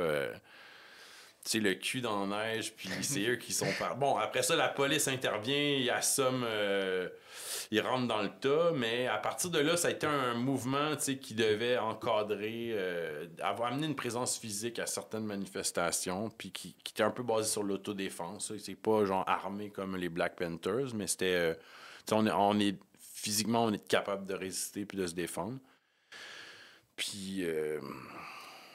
mais c'est ça, il y a eu, par exemple, le Saint-Jean-de-la-Matraque, qui est un truc assez célèbre dans notre histoire, là, où Pierre-Éliott Trudeau est venu nous narguer. Le lendemain, il y avait des élections, puis les gens ont commencé à y lancer des objets, puis lui, il a bravé la tempête, il est resté là, puis là, il y a eu 200 quelques arrestations, plein de blessés, c'était comme un... Ben ça, d'ailleurs, j'avais fait un petit documentaire là-dessus sur Tabloïd où j'avais pris Jacques Langteau qui avait été du côté des manifestants, puis Claude Aubin qui était un policier à l'époque. Il avait 1 an de service, puis il a vécu ce moment-là. Puis moi, j'ai lu son livre aussi qui est... je me rappelle pas le titre, j'ai un blanc, là. Mais c'est un livre de Claude Aubin qui raconte son expérience comme policier de l'émeute de la Saint-Jean, puis comment les indépendantistes, puis les manifestants, puis les kidams là, se sont fait tabasser, se sont fait torturer psychologiquement. Oui, c'était violent parce qu'on est dans les années 60, c'est l'émergence du mouvement indépendantiste, ça commence à brasser, il y a des grosses manifestations. Trudeau, il sait très bien qu'en allant là, puis en nous narguant, il va se passer quelque chose, puis ça va lui donner devant le Canada anglais sa prestance de moi, je vais les mettre au pas. Oui, exactement. Puis les policiers, ben ils respectent. Tu sais, il y a quelque chose ils doivent respecter l'ordre, puis là, tout d'un coup, le bruit court que les manifestants ont tué un policier alors qu'il est mort d'une crise cardiaque, mais ça, les policiers ne savent pas, le mot se passe, puis là, ça devient l'espèce de conflit guerrier, genre, OK, ils ont tué un des nôtres, ben, fait que là, on tabasse le monde, on les rentre dans les fourgons, on les amène au poste, on continue. Lisez ça ou regardez le documentaire Les 50 ans du jour de la matraque qui est sur YouTube. Fait que c'est les Chevaliers de l'Indépendance. Puis bon, ben, je parle dans mon livre qui va paraître, je pense que ça va être diffusé début novembre. Donc, le livre va paraître le 13. C'est un livre sur l'histoire de la boxe au Québec. Et Reggie Chartrand, évidemment, est un des boxeurs que je couvre. Puis, parce que Reggie a aussi milité, en fait. J'ai un geste, puis je voulais parler de quelque chose tantôt. Là, j'ai 2 sujets qui me viennent en tête, mais... Reggie Chartrand et sa gang avaient des chandails Québec libre. Et ça, à l'époque, en fait, il faut comprendre, ça n'existait pas. Il n'y avait pas ça. C'était les premiers à vraiment arborer quelque chose comme ça. Puis là, Reggie a une école de boxe. Il y a un tournoi qui est prestigieux dans la boxe amateur, qui est les Gants dorés. Puis ça se passe toujours en anglais à Montréal. Mm-hmm. Puis il y a une association qui régit la boxe, qui est une association canadienne. Puis il n'aime pas beaucoup que Reggie ait des idées indépendantistes. Fait que là, au tournoi des Gants dorés, ils font une espèce de coup d'éclat en coordination parfaite. Il y a des gens qui déroulent des banderoles Québec libre dans une soirée qui devait se passer en anglais. Puis là, les boxeurs, vers les derniers boxeurs qui doivent se pogner, arrivent sur le ring avec des robes de chambre écrit Québec libre. Puis là, ça fait un gros coup d'éclat. Puis ils ont gagné, évidemment. Puis l'Association canadienne amateur a suspendu Reggie Chartrand, suspendu ses boxeurs. Ils ont confisqué ses trophées. Ouais, ils l'ont puni. Ah, oui. Mais c'était des genres de coups comme ça qu'il fallait faire. Puis qui marque l'imaginaire, qui passe à l'histoire. Puis... Ben, ça pas. Tu sais, quand j'ai dit que je voulais faire un documentaire là-dessus, c'est parce que c'était quelque chose, à part le livre Parti pris, chez Parti pris de Reggie, il y avait, sur Internet, il y avait zéro référence à Reggie Chartrand, nulle part. C'est dur à croire, là, mais tu dis, tu sais, si personne le fait, ben, ça va-tu tomber dans l'oubli? Puis, alors que là, à partir du moment où il y a eu un documentaire, ben là, il y a du monde qui se sont mis à faire des références à Wikipédia, à parler de tel truc, et son nom va se retrouver sur un blog, quelqu'un va mettre des photos de, tu sais. Puis là, c'est trouvable d'avoir des moments de notre histoire autour de Reggie Chartrand sur Internet, chose que là, ben, ça date de déjà 20 ans. Là, 20 ans, il n'y avait rien, là, tu sais. Ah ouais, puis ces photos-là, on les voit dans ton livre, justement, puis ils sont vraiment extraordinaires. Oui, mais en fait, c'est que c'est à travers la boxe là-dedans, tu sais, c'est pas juste un livre qui est centré sur le combat indépendantiste, c'est vraiment l'histoire de la boxe, mais c'est l'histoire du Québec en filigrane en même temps, tu sais. Les premiers champions du monde québécois, c'est quand ce qu'on appelle la grande saignée. C'est tous les Canadiens français qui sont partis travailler dans le textile en Nouvelle-Angleterre. Puis là-dedans, je veux dire, on nous a confinés au travail de la terre. T'avais du monde tough avec des constitutions fortes. Fait que là, ils arrivent aux États-Unis puis ils se rendent compte, OK, je peux me bagarrer dans un ring puis je vais gagner ma vie. Fait que les premiers champions du monde québécois, c'est des Canadiens français exilés, tu sais. Il y a tout cette espèce de OK, on était inférieur aux Anglais dans plein de domaines de la société, mais on est capable de les planter sur un ring. Fait qu'il y a cette affaire-là qui, je pense, a fait que les boxeurs québécois ont toujours été... Puis c'est ça, dans ton vidéo de présentation du livre, tu dis justement l'histoire de la boxe, c'est l'histoire du Québec. Il y a cette perception-là que l'histoire du Québec est un peu surtout construite dans le hockey. Ouais. Est-ce que, justement, avec ton livre, puis comment tu le présentes, puis tu l'explores, ben finalement, l'histoire du Québec n'est pas juste au niveau de l'histoire du hockey? Mais je pense que l'histoire du Québec, le hockey, c'est notre sport national. On s'entend là-dessus, mais à travers n'importe quoi, je veux dire, l'histoire du cinéma documentaire, c'est notre histoire aussi, puis ça a un lien avec notre fierté. Tu sais, pourquoi les Michel Brault, Pierre Perrault, etc., ils mettent de l'avant des nouvelles techniques, sont les meilleurs au monde, sont des leaders, sont un élément de fierté pour nous, mais c'est la même chose en plein de domaines. Tu sais, et la boxe en est un, puis Régis Lévesque, qui est un promoteur dans les années 70, lui, il a fait son argent à dire, moi, ce que je vais faire, je vais miser sur des combats locaux, puis je vais opposer des fois des rivalités. Fait que je vais opposer un Canadien anglais contre un Québécois, ou un gars de Québec contre un gars de Montréal, ou un gars de Toronto contre... Fait que, tu sais, c'était des combats qui n'avaient pas d'enjeu de championnat du monde quelconque, mais ça rassemblait 20 000 personnes parce que... De la passion. Ouais, puis tu savais pas qui allait gagner, puis c'était comme, OK, il y a ce Canadien anglais-là qui vient de Toronto se battre contre un Québécois, mais tu sais pas plus. Puis, tu sais, il y avait un combat avec Mario Cusson, qui est un boxeur des années 80, il vient sur le ring avec un short fleur d'Elysée, puis Dave Hilton arrive avec ses cornemuses. Fait que, tu sais, là, on était post-référendum de 80, tu sais, c'était fertile pour Régis Lévesque de miser là-dessus, puis... il y a un combat célèbre, c'est le combat de Reggie Chartrand, le combat du référendum de 1980. Moi, je suis vraiment pas quelqu'un qui est comme initié dans la boxe, fait que j'aimerais te demander qu'est-ce qui est passionnant dans comme un match de boxe que tu... Ben, je te dirais que honnêtement, je pense que les histoires des gens me passionnent plus que le sport. Le sport lui-même, ouais. Parce que, tu sais, c'est un sport où c'est pas des gens ordinaires qui font ça, parce que veux pas, c'est tu mets ta vie en jeu dans le ring. Tu sais, en boxe amateur, c'est un peu moins... Les rounds sont plus courts, les combats sont moins longs, t'as une protection quand même, c'est dangereux, mais en boxe professionnelle, le but fondamental, c'est comme de faire une commotion à ton adversaire. Fait que tu mets ta vie en jeu, puis tu y vas avec rien d'autre que toi-même, t'as pas de coéquipier qui peut t'aider, tu sais, c'est ton cerveau contre le cerveau de l'autre, c'est ta force, ta vitesse. Fait qu'il y a cette... quelque chose, c'est comme on dit des fois, c'est des gladiateurs des temps modernes, il y a cet élément-là c'est pas des gens ordinaires. Puis c'est beaucoup un sport qui émerge des gens d'une très grande pauvreté. En tout cas, à une certaine époque, ça a toujours été ça. C'est un petit peu moins vrai aujourd'hui. Il y a des gens... lettrés de classe moyenne qui boxent aujourd'hui. Mais, tu sais, le petit gars qui vient de tel bidonville, qui finit par gagner sur un ring, puis il se rend au championnat du monde, ça fait des histoires. En fait, quand tu t'intéresses un peu à la dramaturgie, les scénarios, comment je dirais ça, construction dramatique de personnages, les boxeurs, c'est souvent des histoires vraiment intéressantes. Moi, c'est ça qui me fait triper, puis... Bon, c'est des Québécois aussi, fait que c'est notre histoire à travers des individus. Puis il y a des histoires tristes, il y a des histoires de réussite, il y a un peu de tout. Ouais. Plus ça que le sport en soi, qui est intéressant. Tu peux avoir une bonne soirée, là, mais moi, j'ai plus de fun encore à lire quasiment une bio de découvrir un boxeur que je connaissais pas et son histoire que de regarder une soirée de boxe, en fait.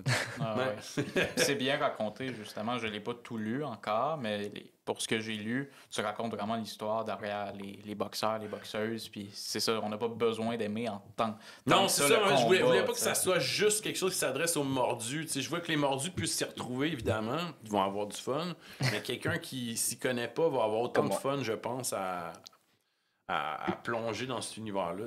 Tu as aussi écrit un livre sur la crise d'octobre. Ouais. Qu'est-ce que tu retiens de toute cette période-là? C'est vaste, là, mais on peut en parler de long et en large.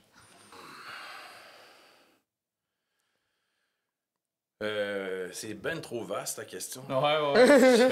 Non, mais simplement, je peux préciser. Un truc qui me reste, que je me rappelle d'avoir écrit, là, c'est que l'aspect mémoriel de la crise d'octobre est beaucoup lié à qui a tué Laporte, comment est mort Laporte est mort, et tout le reste est comme à chaque anniversaire, le 40e, le 30e, le 20e, le 50e, c'est toujours « mais Laporte est mort comme ça, il se pose la question, qui l'a assassiné? Non, c'était un complot, il était encore vivant quand ils ont mis... » Alors qu'il y a plein de choses autour, tu sais, puis moi, je pense que l'aspect fondamental, c'est que c'est pas nécessairement souhaitable là, d'avoir des gens qui utilisent des façons de faire violentes, mais d'un autre côté, c'était à partir du moment où tu n'as plus le droit de manifester, il y a un règlement anti-manifestation, puis juste de voir les Québécois démontrer un peu de colère, ça veut dire qu'on n'est pas mort, puis en soi, c'est positif. Puis veut pas, ben après avoir vécu l'électrochoc des mesures de guerre, puis ça, il faut le préciser, c'est...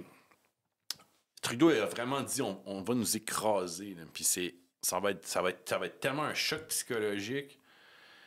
Il y avait des hélicoptères qui faisaient décoller et juste pour le choc psychologique de coudon, ils viennent puis ils kidnappent du monde. Puis quand quelqu'un allait se faire arrêter, mettons, je sais pas, un militant péquiste à Blainville ou Beauharnois ou de quoi, mais là, des chars de police débarquent en pleine nuit, 6 chars avec les gyrophares dans le quartier, puis là, pour que tous les voisins se demandent, mais tu fais quelque chose de pas correct, puis fait que c'était vraiment de nous écraser, puis ça a marché, mais d'un autre côté, 6 ans plus tard, le Parti québécois prend le pouvoir, fait que veut pas, ça nous a mené, je pense, en crise d'octobre à... Moi, quand je parle avec des jeunes qui sont pas initiés à la question de l'indépendance, c'est souvent quelque chose qui revient de « Ouais, mais là, le fédéral va-tu nous envoyer l'armée? » Puis, tu sais, je pense qu'ils ont vu un peu les images de la crise d'octobre, puis ils sont bien marqués de tout ça, tu sais. Est-ce que tu penses que ça a encore un effet, justement, cette guerre-là psychologique qu'ils ont tenté de nous faire, parce qu'ils ont emprisonné 500 personnes à une nuit, ils sont débarqués, puis c'est très violemment. Emprisonné des poètes. Ah ouais, Gérald Godin, Gaston Miron, Pauline Julien. C'était de les écraser. On va les écraser pour... comme 1837, en fait. On va leur enlever le goût de se révolter, t'sais. C'est un peu ça. On va brûler leur ferme, on va violer leurs femmes, tuer leur bétail, on va les laisser dans un... Et ils n'auront plus ben le goût de se révolter après. C'est la même chose en 140 ans plus tard. Puis évidemment, l'histoire peut se répéter autrement encore une fois. T'sais, on n'est jamais à l'abri de... Ils sont rentrés dans le tas pour nous faire peur. Oui, mais veux pas, on existe encore, on parle encore français. L'idée est encore présente dans une proportion de 30-35 %. Tu sais, le monde sont comme bien défaitistes des fois. L'idée... On essaye de nous mettre dans la tête d'être défaitistes parce qu'on n'a que 30 %. Mais tu dis, les Écossais, là... Moi, je me rappelle quand j'étais petit, l'Écosse, l'indépendance d'Écosse était à peu près à 10 %. Là.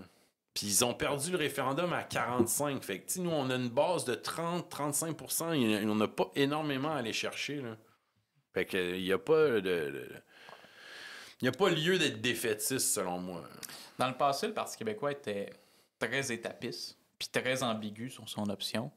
Tu as été critique par rapport à ça, avec raison. Je me rappelle pas de ça. Non? Mais je me rappelle pas où tu as trouvé ça. Comme je t'ai dit, j'ai écouté. OK. En fait, je trouve qu'ils ont été branleux dans le manche pendant l'après Parizeau. Puis moi, j'ai vraiment pas d'affection pour Lucien Bouchard. J'ai vraiment de la misère avec. On était là, on y était. Là, il suffisait de rajouter un effort, puis il nous a amené dans d'autres choses, dans le déficit zéro, dans des bêtises. Puis c'est impardonnable, je trouve. Après ça, il y a eu des années... c'était pas facile là, d'être indépendantiste, puis Mais des élections, j'ai pas voté. Et je trouve, en fait, Saint-Pierre Plamondon, au premier abord, c'est pas quelqu'un qui m'emballait nécessairement. Tu sais, j'étais comme, il fait très... je vais dire HEC, là, pas que ça soit péjoratif, mais tu sais... Puis, finalement, je l'ai écouté d'une entrevue, puis Chris, il est fort. Puis il a raconté des trucs, tu sais, j'étais comme, OK, je sais. Puis c'est sûr, il part de... Le PQ est comme moribond, il est à, je sais pas, 10 %, 12 %. Puis il embarque là-dedans, puis il croit, puis... Ben, en tout cas, moi, je trouve quand même inspirant. Est-ce qu'on s'en va à la bonne place? Est-ce que tu penses... As-tu confiance? Ben, je peux pas donner ma confiance à 100 % parce que le PQ...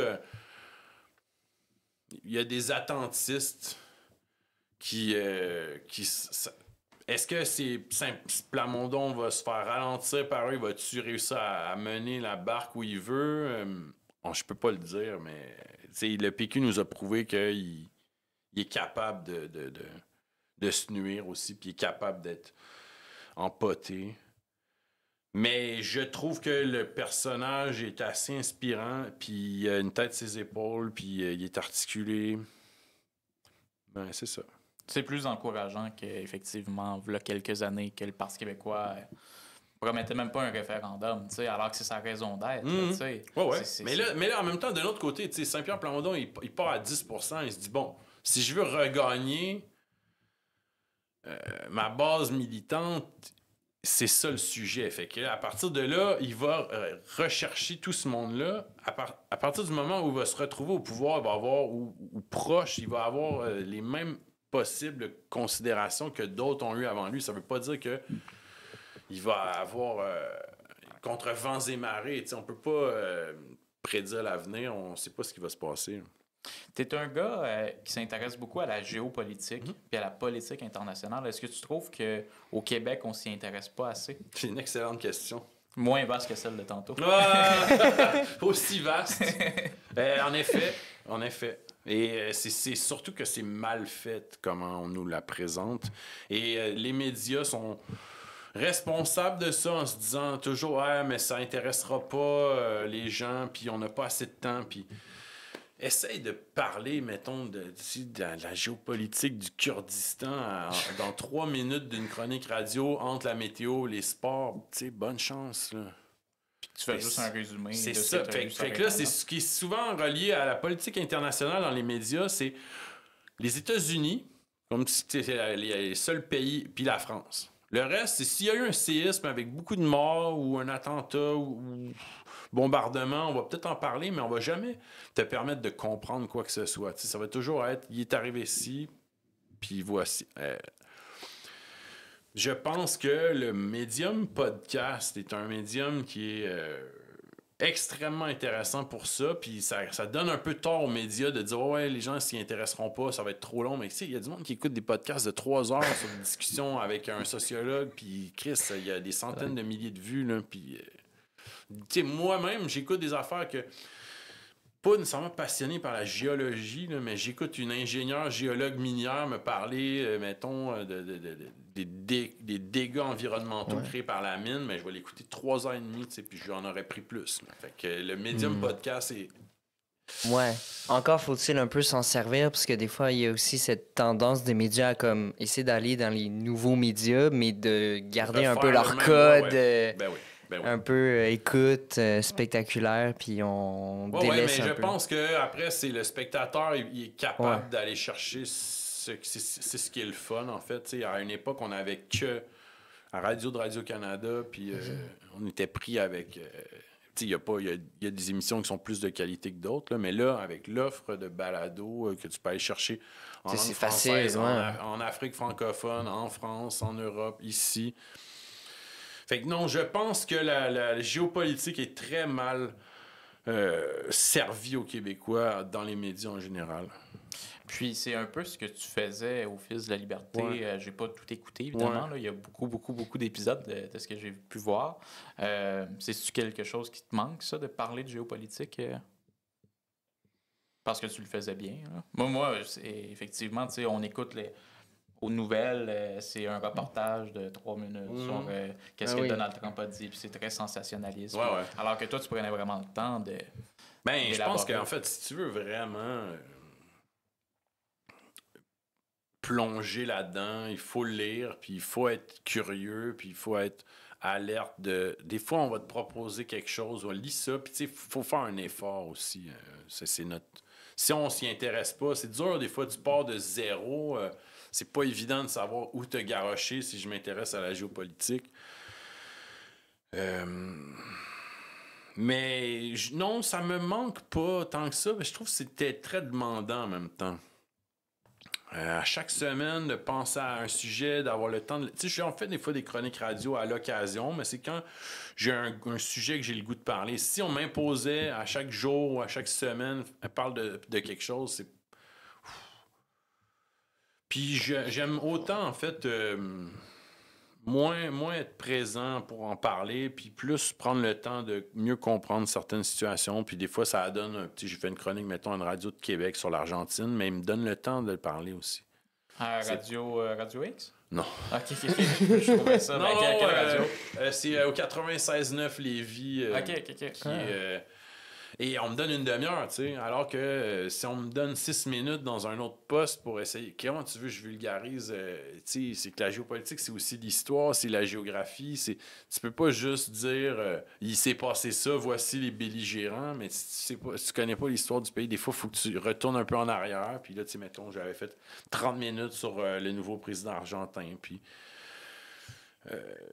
des fois, c'est sur... mettons, j'avais fait 2 fois 30 minutes sur le 50e du coup d'État au Chili. Donc, tu sais, déjà, au moins une demi-heure, tu as le temps de structurer ton affaire. Puis, mais c'est quelque chose que les médias font pas beaucoup au niveau international. Puis, c'est dommage parce que les gens ici... il y a un appétit quand même, là. Je posais la question un peu à la blague par rapport à Radio X. N'hésite pas à te resservir. Ouais. Je parle beaucoup, fait que... Ouais. Ah oui, c'est ça. Parce que, dans le fond, il y a quand même, de ce que j'observe, des gens plus à droite, économiquement, qui aiment quand même la pensée politique de ton père, puis qui reprennent ses citations, puis etc. Ouais. Tu sais, il y avait quelque chose d'unificateur autour de sa pensée politique, puis on voit vraiment des gens très à gauche aimer Pierre Falardeau, puis sur propos politiques, puis des gens très à droite. Puis c'est là qu'on voit la fameuse coalition pour le oui, que tout le monde peut se rassembler autour d'une idée qu'est la liberté, tu sais. Est-ce que tu trouves que ça manque, ça, dans le discours de nos... Qu'est-ce qui manque, en fait? Un côté rassembleur? Ouais, un côté rassembleur autour de la liberté, parce que, tu sais, on met toutes sortes de conditions. Le pays du Québec va ressembler à ça, le pays du Québec va ressembler à ça, mais au fond, tu sais, ton père, il parlait pas de tant que ça de à quoi va ressembler le pays du Québec, mais il parlait de l'idée de liberté, tu sais. Bien, c'est sûr que le carcan des partis politiques... l'Assemblée nationale, les conférences de presse, tout est un peu contrôlé. Tu as la ligne de parti, tu as les relationnistes de presse qui savent... Ah ouais, mais là, si tu dis ça, les médias vont saisir cette phrase-là, puis ils vont te faire... Fait que, tu sais, c'était un peu, comme on a dit, la langue de bois. On est un peu coincé là-dedans. Donc, ce discours-là émergera pas nécessairement tu sais, je veux dire, René Lévesque avait une certaine... Ben, je dirais pas un franc-parler, mais je pense que oui, en fait, il y avait Il y avait un côté naturel, diplomate, et en même temps, il était capable de nous faire réfléchir. Ça se retrouve pas souvent dans les discours des politiciens, puis c'est pas juste de leur faute non plus. C'est le cadre qui est très rigide. Puis je veux dire, on se souvient quand Pierre-Carl Péladeau, le poing en l'air, ça a donc bien fait scandale, puis c'était, voyons donc, les médias ont tapé sur ce clou-là, puis comme si c'était une prise de position terrible d'avoir mis le poing en l'air, tu sais. Au PQ. Ou Catherine Dorion, je veux dire, qui apporte un chandail de Patrice Desbiens à l'Assemblée nationale. Quand les médias ont tapé sur ce clou, tu sais, qu'est-ce que ça fait? Je veux dire, s'il y a du monde qui sont à l'aise d'être en complet cravate, tant mieux, mais la fille a le droit de porter un chandail de poète, puis en tout cas... Ouais, absolument. Je pense que c'est... Puis j'ai pas lu son livre, mais je pense que ce cadre-là rigide, c'est un peu ce qui fait que Catherine Dorion a quitté la politique. Tu sais, elle avait cette... Ouais, c'est je ce pense qu'elle qu'elle y explique. allait Ouais. un peu dans l'esprit Gérald Godin, puis la politique moderne est vraiment encarcanée dans conférences de presse, fait décorum, machin, tout. Ouais. Je sais pas... En tout cas, s'il y a une campagne quelconque référendaire, il y a du monde qui vont... ce discours-là, un petit peu plus libre, va se retrouver ailleurs que dans les discours des politiciens, je pense. Il y en a aussi qui joignent... je pense à quelqu'un comme Pierre-Luc Briand. C'est quelqu'un qui est assez intéressant, qui je pense pas que... Est-ce qu'il se retrouve dans un parti politique, il va être encadré? Puis, Denis Trudel aussi, c'est un gars qui est super intéressant à écouter parler. Puis est-ce que le cadre politique le restreint dans... C'est sûr que quand tu fais une intervention à la Chambre des communes, ben, t'as tant de temps, puis il faut que ça respecte le truc. Mais quand il parle, il fait des allocutions, il est assez libre quand même dans sa parole, là. Je me doute de la réponse, mais c'est-tu quelque chose qui t'a déjà tenté de faire de la politique? C'est-à-dire, quand je dis faire de la politique... Tu te doutes de la réponse? Je me doute de la réponse. Mais je la pose pour le bienfait de nos auditeurs et nos auditrices qui pourraient se poser la même question. Ben, je pense pas que c'est mon rôle est là. Je pense pas que mon rôle est de faire de la politique. J'en fais déjà à ma façon, puis... Justement, qu'est-ce que je ferais pour aller perdre mon temps? Non, mais je peux être plus utile ailleurs, puis faire avancer la cause en toute modestie, la faire avancer autrement que de... Parce que il y a beaucoup de perte de temps aussi pour les politiciens indépendantistes, tout ce cadre-là de... Protocolaire. Tellement d'énergie qui... Des fois, les députés du Bloc, ils pourraient ne pas siéger pantoute, puis genre se servir de leur temps pour... Après, c'est un coup politique, fait que là, ils le font pas. Comment tu dis? C'est un coup politique. Je sais pas, les gens ils voient ça, puis là, il va tromper pas moi parce que je vais... Fait que, non, ça gruge de l'énergie aussi, le système politique sur le... Mais ça, c'est intéressant parce qu'il y a des députés indépendantistes d'Irlande qui siégeaient pas, qui allaient se faire élire, mais qui n'allaient pas perdre leur temps au Parlement. Ouais. C'est-tu quelque chose... Non, mais moi, écoute, j'ai lu beaucoup sur l'Irlande du Nord dans les dernières années, puis je suis très... C'est des grandes leçons à aller chercher là. Absolument. Puis Catalogne, Pays Basque aussi, c'est super intéressant. C'était les maires indépendantistes. Ils disent, bon, OK, on va peut-être pas réussir à... Mais le municipal est près des gens. On fait élire un maire indépendantiste. Puis ça peut jouer... je sais pas, moi, par exemple, la toponymie de ta municipalité, ça va pas être telle rue de tel enfoiré ou tel centre communautaire d'un député libéral, mais tu pourras jouer à... C'est bien important, ça, pareil, de... Faut prendre le pouvoir. Ils avaient une tentative au Québec de faire élire un maire indépendantiste à la ville de Québec, puis ça a avorté, puis ça s'est pas répercuté dans d'autres municipalités, mais je pense que ça serait pas niaiseux de le concevoir, là. Il y a quand même des maires indépendantistes. Ouais, mais de le concevoir comme un lieu de municipal. Militantisme indépendantiste, je suis maire et je vais quand même donner de monter. C'est la même chose. Le cadre municipal, on dirait, je suis pas ça qui est dans la vie de tous les jours, ce qu'ils ont à régler, qu'ils ont beaucoup le temps ou l'énergie ou la volonté de faire quelque chose pour l'indépendance, alors que ça pourrait être aussi de dire j'y vais à fond, puis... j'imaginerais, mettons, Catherine Fournier, mairesse de Longueuil, inaugurer une statue Jacques Parizeau, mettons, à Longueuil. Mais ça peut être des petits gestes comme ça où tu te dis, bon, ben, tu sais, je me fais élire comme maire indépendantiste, puis j'assume à 100%. Là. Ouais. Je donne de mon... l'aréna Jacques Parizeau, tu sais. Au lieu du centre Vidéotron, ça serait... Ben non, moi, j'aime bien ça. Je suis pas fan des amphithéâtres avec des noms publicitaires. Je trouve que c'est plus... Parlons un peu, on s'amène sur ce sujet-là, sur le hockey. Parce que j'ai fait allusion au centre Vidéotron, es-tu un fan des Nordiques de Québec ou est-ce que tu espères leur retour? J'espère leur retour quand même. Ouais, OK. Mais s'il y avait quelque chose de le fun comme rivalité Québec-Montréal, puis... Ouais. Il y a un bel uniforme, les Nordiques. Je suis pas un fan des Nordiques, j'étais plus un fan des Canadiens, mais je suis plus un fan de personne là-dedans en ce moment. Mais j'aime le hockey, mais je suis pas le hockey de façon... je suis pas un boulimique. Là. Je regarde les séries des fois. Quand ils se sont rendus en finale à la Coupe Stanley il y a quelques années, j'ai quand même embarqué dans... Mais en fait, c'est que Molson, il laissera jamais... Les Nordiques, ils ont leur amphithéâtre déjà. C'est un marché de hockey. Ça pognerait au bout. Ben, Molson, les propriétaires canadiens, lui, il a le monopole du public québécois. Fait que je pense qu'il fait tout en son pouvoir pour bloquer leur arrivée. Tu sais, il y avait une équipe dans le désert de l'Arizona, là. Là, il est rendu en Utah, ben, il est marché à Seattle. Pourquoi est-ce que le Québec, la ville de Québec devrait avoir son équipe? Ça, c'est sûr. Ouais, je militerai pas pour ça, mais je suis 100% pour que les Nordiques reviennent. Cool. c'est quelque chose qui me passionne parce qu'effectivement, je pense qu'il y a une... Toi, t'es un fan des Nordiques? Ah ouais, toi aussi? Je m'intéresse moins au hockey, mais je veux les retours aussi. C'est difficile d'aimer les Canadiens de Montréal. Ben, en fait, moi... Idéologiquement, tu sais, ils nuisent beaucoup aux projets indépendantistes. Là. Écoute, la Molson canadienne, tu sais, qui te servent comme si t'étais innocent. Puis quand j'étais plus petit, puis je racontais on allait dans un gala de boxe au forum, au nouveau forum, puis le monde huait l'hymne national canadien. Il huait l'hymne national canadien. La foule, le public de boxe le huait. Tu sais, puis le boxeur anglais, il arrive, il se bat contre Eric Lucas.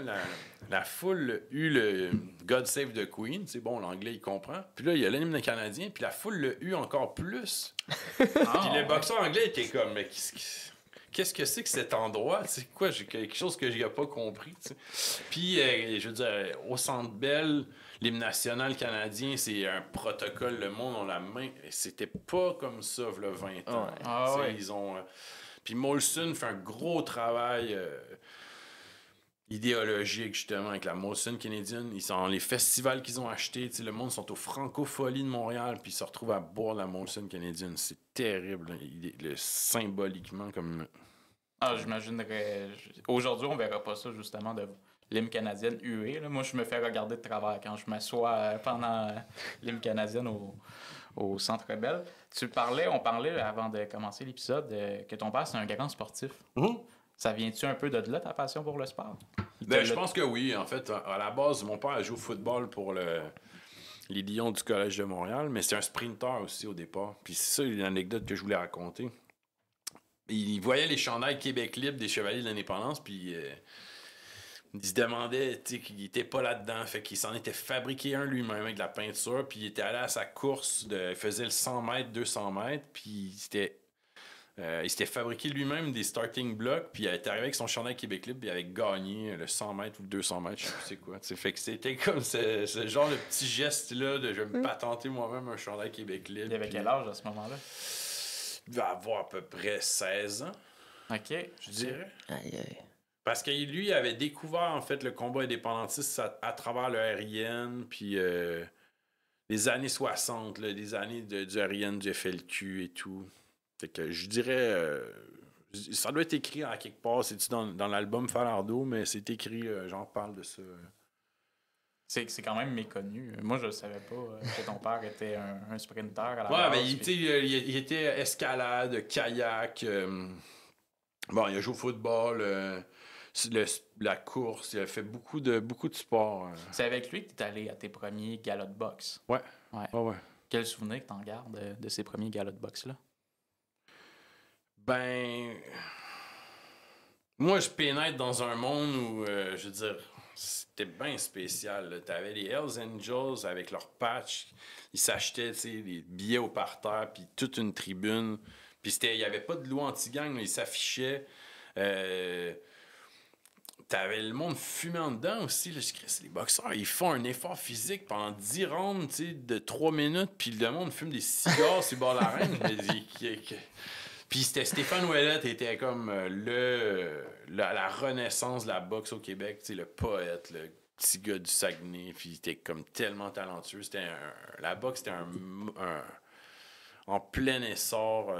Il renaissait de quelque chose, puis après ça, il y a toute une époque dorée où les Québécois gagnaient des championnats du monde, là, mais non, c'était un monde vraiment quelque chose une sorte de tête de bandit qu'il y avait là, les Hells. C'était vraiment spécial comme ambiance. Des gros bonhommes, là, impressionnant. Ouais, du monde avec le nez cassé, de boxeur. Puis tout à 12 ans, t'arrives là-dedans. Ah ouais, ça doit être marquant. Ouais. Très intéressant. Tu racontes tout ça à travers ton livre qu'on peut se procurer en librairie. On invite donc les gens à jeter un coup d'œil à ça. Tu as effectivement fait d'autres livres, on en a parlé un peu. Est-ce qu'il y avait d'autres projets que tu voulais mentionner? Non, c'est pas mal ça. Cool. Je fais toujours des trucs sur Urbania périodiquement, puis c'est ça, mon livre, ça m'a occupé pendant les 2 dernières années. Là. C'est où qu'on peut voir ça, ce que tu fais sur Urbania? Ben là, c'est sûr qu'avec le blocage de méta des médias, on est... On les voit même passer. C'est plus à travers leur site web, donc urbania.ca, mais sur YouTube aussi. Puis moi, je finis par diffuser les bandes annonces de mes topos sur mon compte personnel. Ça, on a encore le droit d'uploader nos trucs là-dessus. Fait que, ouais. Cool, je passerai à la... Ouais, ça ou ça. Ouais, exactement. T'es mieux de pas me demander quelque chose NPD ou libéral ou une connerie de même. Là. Tu pourras y répondre comme tu le souhaites. Lève tôt ou lève tard? Ben, autrefois, j'étais plus lève tard. Maintenant, je me lève très tôt. Fait que lève tôt. Jacques Parizeau ou Pierre Bourgault? C'est tough, mais Jacques Parizeau, pour moi, c'est... Ouais, Jacques Parizeau. NPD ou Parti conservateur du Canada? T'as voyé venir, celle-là? Non, pas en tout. Ben, je vote pas au fédéral, sans blague, puis ça aucun des deux, ça m'intéresse pas. Peut-être si j'étais Canadien-Anglais, j'aurais pas le choix de m'intéresser, là, mais c'est du pareil au même. Voilà. Un retour des Nordiques ou retour des Expos? Aïe, aïe. Ben, j'aime le baseball, mais je regarde pas vraiment le baseball. Je pense que je prendrais un retour des Nordiques. Tu me fais plaisir. Ben, la rivalité, c'était tellement comme spécial, ces games-là. C'était comme Canadien-Boston puissance 10 là, au Québec. Absolument. Denis Coderre ou Pablo Rodriguez? Ah, c'est horrible ce que tu fais. J'ai rien, abstention. L'impact. Tu as eu du fun, hein? J'ai beaucoup de fun à préparer ça. L'Impact de Montréal ou les Alouettes de Montréal? Ouh. Écoute, j'aime pas beaucoup la Ligue canadienne de football. J'aime le football américain, mais j'aime pas les règles canadiennes. Je suis content. Je vais prendre les Alouettes, mais c'est pas par beaucoup devant l'Impact. Puis de toute façon, il s'appelle même plus l'Impact. J'étais attaché au nom de l'Impact. Puis, c'est pour ça que j'ai mis l'Impact. Ouais. Mais tu sais, je dirais quand... j'aime le foot européen aussi. Le niveau de la MLS, c'est pas mauvais. Mais quand Drogba était là, je suis allé quelques fois. J'ai eu du fun. Mais j'aimais bien le nom de l'Impact. Je serais resté avec l'Impact. CAC ou QS? Ben non, mais aucun des deux. Je veux dire, c'est sûr que Québec solidaire a une petite coche de sympathie en plus parce que c'est un parti qui se dit indépendantiste. Donc, disons, comment je dirais bien, ils ont des preuves à faire. Puis la CAQ, ben c'est sans intérêt. pseudo-nationalisme, mais c'est un bid complet. Puis, tu sais, qu'il y a des indépendantistes qui se sont retrouvés là parce qu'ils se reconnaissaient dans quelque chose. C'est dur à comprendre pour moi. Fait que, non, c'est ça. Québec indépendant avec un gouvernement de droite ou Québec province avec un gouvernement provincial de Québec gauche? indépendant, peu importe Puis ouais, peu importe. Peu importe. Puis la dernière, convergence des indépendantistes ou division des Mais indépendantistes? attends, l'autre, c'était quoi? Dans un Canada de gauche? C'était Québec indépendant avec un gouvernement de droite ou Québec province avec un gouvernement provincial de gauche? Non, c'est ça. Je pensais que le gouvernement canadien était de gauche. Mais ça... Pour nous, ça change jamais rien. C'est rare que, de toute façon, des gouvernements de gauche au fédéral. C'est juste de façade. Ouais, c'est ça. C'est les mêmes lobbies derrière. C'est les mêmes deux partis qui s'échangent le pouvoir au fédéral depuis la création. Fait que, de toute façon, ça change rien. J'aurais pris Québec indépendant. Puis, la dernière, convergence des indépendantistes ou division des indépendantistes? Ben, si on veut réussir, ce serait la convergence. Moi, j'y ai toujours cru, même quand c'était plus difficile à concevoir. Je veux dire, en fait, c'est que s'il n'y a pas ça, c'est le néant. Là. Voilà. Très bien. On va te remettre un petit cadeau de la boutique 50% plus 1. Il faut que je l'ouvre à l'écran. Ouais, tu peux le débarrer si tu veux. Donc, je vais tasser le micro. Fait que c'est notre commanditaire, une boutique indépendantiste. Un petit porte-clés. Ouais, un petit porte-clés, fleur de lys. Fleur de lys. Ah, puis ça, c'est la boutique. Exactement, ouais. C'est un plus gros porte-clés. C'est un très gros porte-clés pour de très grandes poches. Ah, ben, ça, c'est magnifique. Ouais. Ouais, je trouvais qu'il était beau ton coton watté, justement. Ben, maintenant, tu as un beau chandail très oui. similaire. Puis si les gens veulent s'en procurer, c'est sur le site de la boutique 50% plus 1. Ben, moi, tu sais que j'ai été dès le début que vous avez commencé, c'est pas un geste énorme de ma part, là, mais j'avais retweeté, j'étais super emballé que des gens mettent sur pied un podcast indépendantiste. Fait que je terminais en vous disant bonne chance pour la suite, puis félicitations. Ben, c'est très gentil. Ben, ouais, merci, je me ben souvenais un peu de ça, mais ça remonte à 2021. Vous étiez, tu sais, à vos tout débuts, là, mais je dis, moi, c'est ça que j'aimais, c'est que on part avec pas grand-chose, mais il fallait que quelqu'un le fasse. Puis, tu sais, vous êtes rendu là, votre propre local, votre matériel, vous avez cheminé, puis il y en a qui fonctionnent bien, là. Mm-hmm. Ah oui, absolument. Ouais. Ben, merci pour les bons mots. Puis, bonne chance. Quand j'ai su cette semaine que tu avais fait un podcast un peu indépendantiste, tu peux le montrer. Fait que ça sort quelques jours après que le podcast, vous allez peut-être avoir la primeur, en fait, du sang, de la sueur et des larmes, 200 ans de boxe au Québec. C'est mon ouvrage, je viens d'accoucher de ça après 2 ans. Donc, effectivement. Puis on n'a pas, comme je l'ai dit tantôt, besoin d'être un passionné de non, boxe. Absolument pas. C'est n'importe qui. Tu sais, je veux dire, votre grand-mère pourrait apprécier ça comme cadeau de Noël. Elle s'y retrouverait, là. Absolument. Ben, merci. Un gros merci à toi. Puis sur ça, on se dit à la prochaine fois. À la prochaine fois, ouais.